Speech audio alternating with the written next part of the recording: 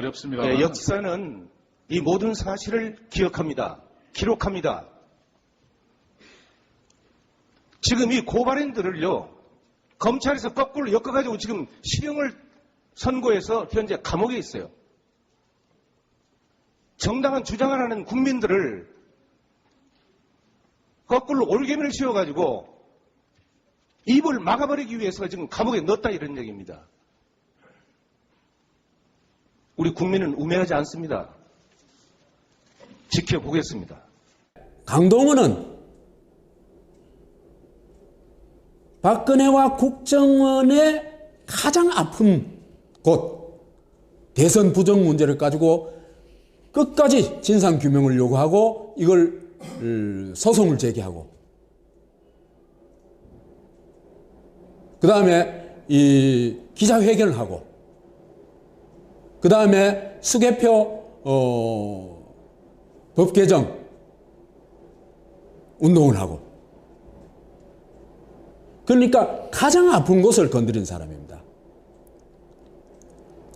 그 다음에 박근혜 정권과 국정원이 아픈 곳이 어딥니까? 세월호 사건이죠.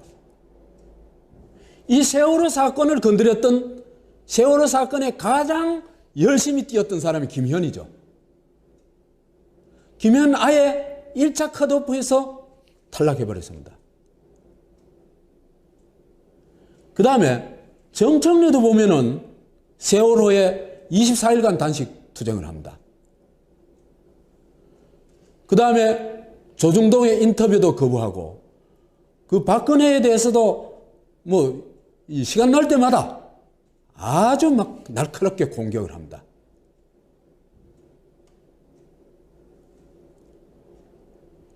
그래서 그 정청래를 이번에 잘랐잖아요, 그죠? 컷오프 시켰는데 막말을 했다고 그랬거든. 딴 거는 자를 이유가 하나도 없어요. 갖다 붙인다고 붙인 게 막말을 했다는 건데 막말을 했다는 대표적인 게 이겁니다. 사퇴하지도 않으면서 차세할 것처럼 공갈을 치는 게 더 문제다. 주승용한테 이런 얘기했죠. 주승용이 그 당에서 이 사보타지 한 거 보면요. 이런 얘기가 아니라 귀때기를 한 서너 차례 맞아도요. 할 말이 없는 사람이에요. 그건 당인으로서는 도저히 있을 수 없는 짓들을 계속 해온 사람이거든요. 그런 사람에 대해서 이렇게 얘기하는 게 이게 무슨 막말인가? 이게 전혀 막말 아닙니다. 우리 보통 공갈 치지 마세요 하잖아요. 그게 무슨 막말이에요. 그래서 이 당이 어떻게 됐냐? 민주투사는 팽시키고 반당 인사는 이제는 칼을 잡고 칼춤을 추고 있습니다. 그래서 정청래, 강동원 이런 사람들이 강동원에 대해서도 정청래는 많이 알려졌으니까 많이 얘기했으니까 강동원에 대해서는 사실은요 강동원이요 정청래도 안 한 일을 했어요. 대선 선거 부정하는 거는 이것도 그죠. 국가기관이 주도하는 선거 부정이라는 이거는 국가 존립을 흔드는 일입니다. 그런데 민주당이요 문재인부터 앞장서가지고 이 문제에 대해서는 철저히 외면했어요. 출신이 민노당 출신이기 때문에 네. 뭡니까 사람들이 좀 다르죠. 그래서 이래서 가장 중요한 문제, 민주주의 가장 중요한 문제에 도전했던 사람입니다. 그런데 문재인 또 외면하고 당에서 아예 왕따를 시켜버렸어요. 민주주의 근본 문제에 대해서도 관심을 가지 않는 정당이 무슨 민주정당이냐 말이야.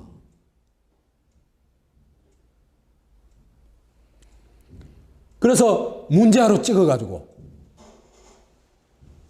참 한국의 문제아는 그죠. 한국의 문제아들은 정말 대단한 사람들입니다. 그래 보면 됩니다. 한국의 왕따 중에 왕따가 누구였습니까? 국가 왕따뿐만 아니라 국민 왕따까지 됐던 사람 누굽니까? 그게 김대중 아닙니까? 그죠? 김대중 이상으로 왕따 된 사람 없습니다. 우리나라에서. 유사 이래 없습니다.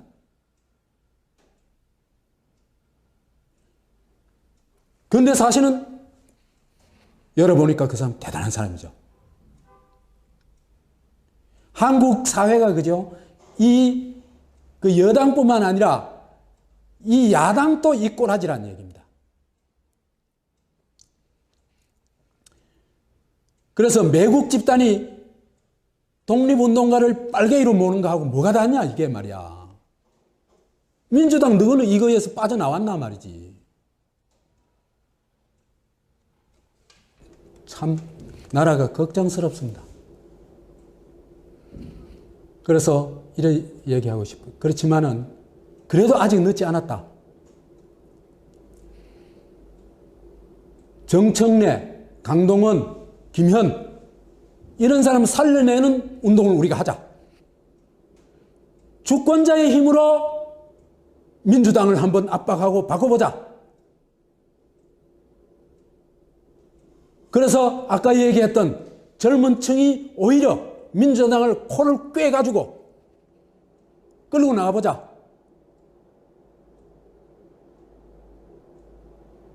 그래서 이제는 주권자가 따라가는 정당이 아니고 주권자가 목을 잡고 끌고 가는 정당을 한번 만들어보자. 이런 얘기를 하고 싶네요. 그리고 지금의 젊은 층들이 이런 어떤 각오가 있다면은 이번 선거 아직도 희망이 있다. 그래서 이 희망을 어떻게 살리냐? 아까 지금 그런 식으로 하되 젊은 층이 정말 우리가 맞고 있는 이 위기, 경제적 위기, 민주주의 위기를 돌파하는데 아주 힘을 합해가지고 나간다면 이번 선거 그래도 또 한 번 기회는 있다. 이렇게 말씀드리고 싶습니다. 감사합니다.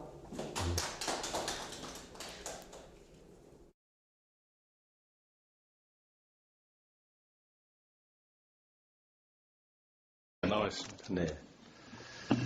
선거 관련 소송은 그 심리와 재판을 할 때 소송 제기일로부터 며칠 내에 다 하도록 되어 있습니까? 신급마다 심리기간이 지정이 되어 있습니다. 대충 6개월 정도까지가 되어 있습니다. 그렇죠. 공직선거법 제225조에서는 180일 이내에 처리하여야 한다라고 규정하고 있습니다. 대통령 선거는 단심제죠? 그렇습니다. 그래서 대법원에서 담당을 하는 것이고 판결하면 끝이죠. 그렇게 되어 있습니다. 네. 2013년 1월 4일 날 제기한 사건 번호 2013-18 제18대 대통령 선거 무효 소송 현재 23개월이 지났는데 왜 심리하지 않습니까? 당초 제소됐을 때의 청구원인과 다른 청구원인이 추가가 됐습니다. 그 선거 부정과 관련된 청구원인이 추가됐는데 이것은 1심 형사재판이 계속 중이어서 그 재판 결과가 나와야 이쪽 재판을 진행할 수 있어서. 선거사법은요, 민사와 형사가 다르지 않습니까? 그런데 왜 민사소송을 형사소송과 병합해서 합니까? 병합하는. 자, 민사소송에는 선거 무효소송이 있고 당선 무효소송이 있어요. 선거 무효소송은 대한민국 국민 누구나 다 할 수 있습니다. 당선 무효소송은 후보자만이 할 수 있는 거예요. 그런데 지난 대통령 선거 때 민주당의 문재인 후보가 당선 무효 소송을 제기하지 않았기 때문에 이것은 지금 공소시효가 지나서 아무런 법적 효력이 없습니다. 다만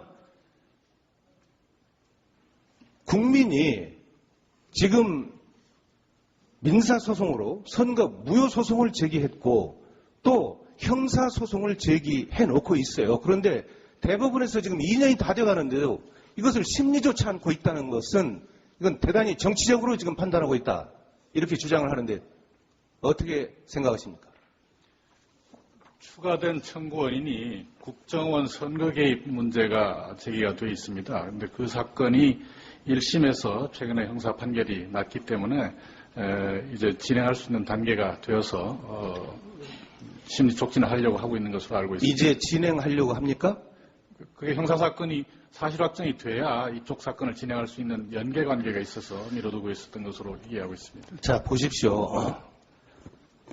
분명히 말씀드리지만 이건 형사사건과 별개다. 자, 보세요.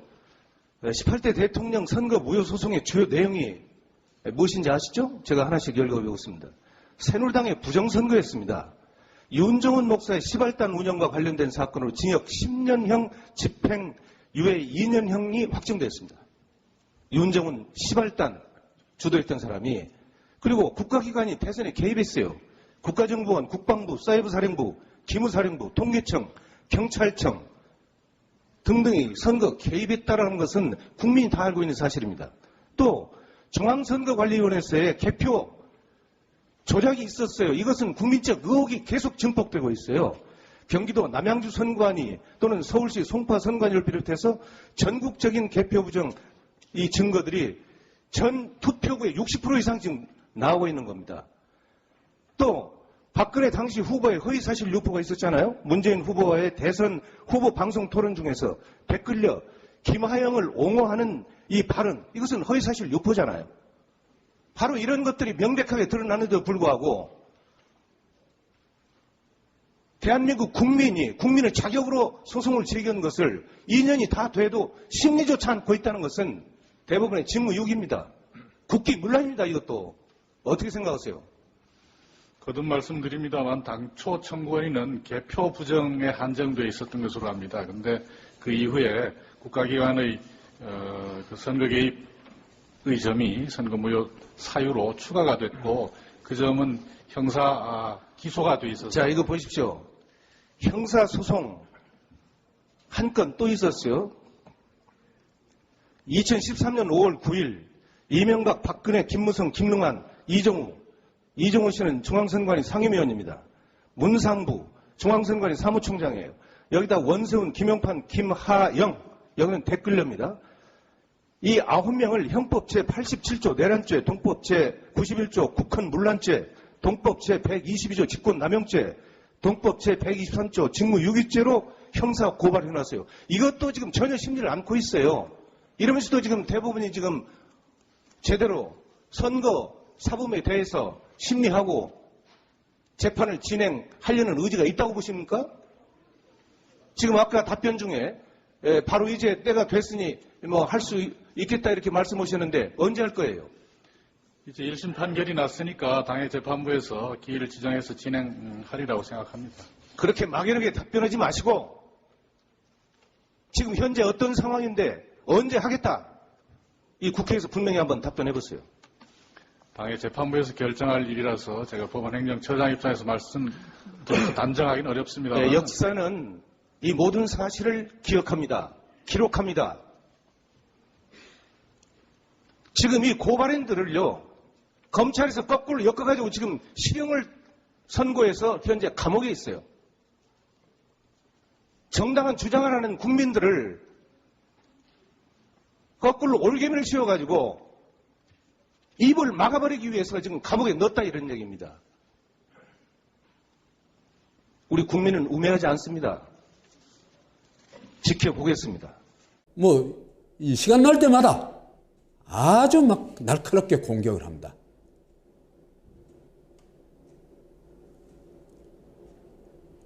그래서 그 정청래를 이번에 잘랐잖아요. 그죠? 컷오프 시켰는데 막말을 했다고 그랬거든. 딴 거는 자를 이유가 하나도 없어요. 갖다 붙인다고 붙인 게 막말했다는 건데, 막말했다는 대표적인 게 이겁니다. 사퇴하지도 않으면서 자세할 것처럼 공갈 치는 게 더 문제다. 주승용한테 이런 얘기했죠. 주승용이 그 당에서 이 사보타지 한 거 보면요, 옷을 건드린 사람입니다.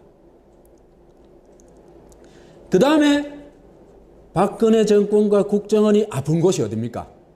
세월호 사건이죠. 이 세월호 사건을 건드렸던, 세월호 사건에 가장 열심히 뛰었던 사람이 김현이죠. 김현 아예 1차 컷오프에서 탈락해버렸습니다.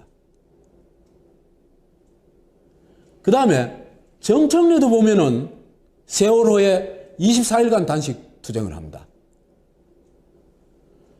그 다음에 조중동의 인터뷰도 거부하고, 그 박근혜에 대해서도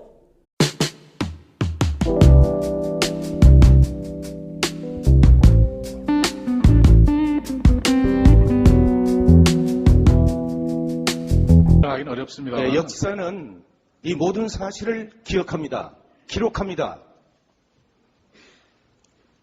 지금 이 고발인들을요, 검찰에서 거꾸로 엮어가지고 지금 실형을 선고해서 현재 감옥에 있어요. 정당한 주장을 하는 국민들을 거꾸로 올개미를 씌워가지고 입을 막아버리기 위해서 지금 감옥에 넣었다 이런 얘기입니다. 이런 얘기가 아니라 귀때기를 한 서너 차례 맞아도요, 할 말이 없는 사람이에요.